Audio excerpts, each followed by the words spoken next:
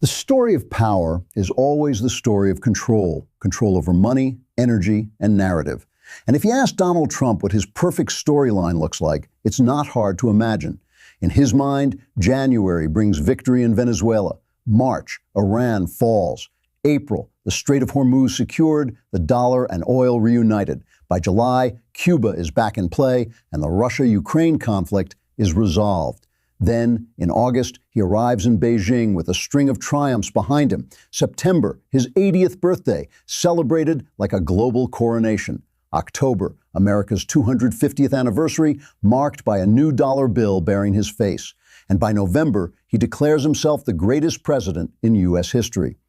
That's the fantasy, the Trumpian dream sequence. But reality?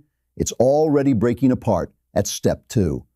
Across the country, millions have flooded the streets under one banner: No Kings in America. Over 3,000 cities, nearly 10 million people chanting the same line: power belongs to the people, not to a man who wants to be king. And Trump's response?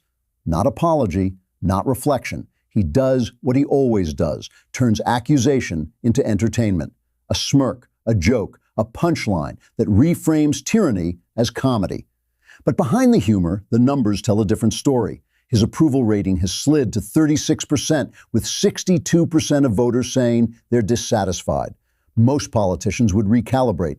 Trump doubles down. He keeps saying, "I'm winning." And that's when the transformation begins. The dollar now carries his signature. The 250th anniversary bill features his portrait. Kennedy Medical Center, renamed Trump Medical Center. UFC moves its Independence Day event to his birthday. The Capitol hangs his banner. The Health Department launches Trump RX, a discount drug site. Even the U.S. Institute of Peace adds his name. Put it all together, and you realize this isn't a government anymore. It's a brand empire, a nation re-engineered into a personal trademark. As New York Times columnist Thomas Betterman put it, and once politics becomes branding, the rules change. Governments respond to criticism by adjusting policy. Brands respond by amplifying exposure. More logos, louder slogans, bigger names. The worse the press, the stronger the spotlight. Wall Street even coined a term for it: taco. Trump always chickens out. Here's how it works. He threatens a 200% tariff. Markets panic, stocks crash.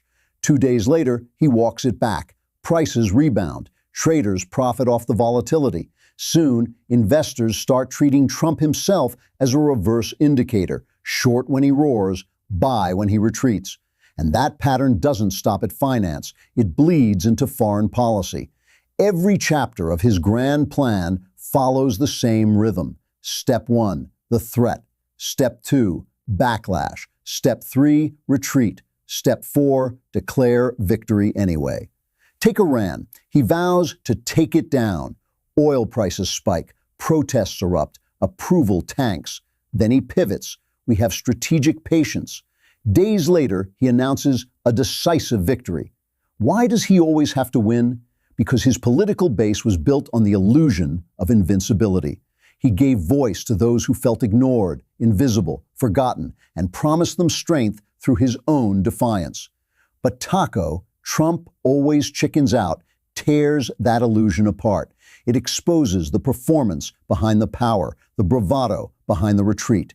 Every time he says, "We're taking Venezuela," or "We're controlling Hormuz," he's not just talking to the world, he's talking to his reflection, trying to prove he's not the man who backs down.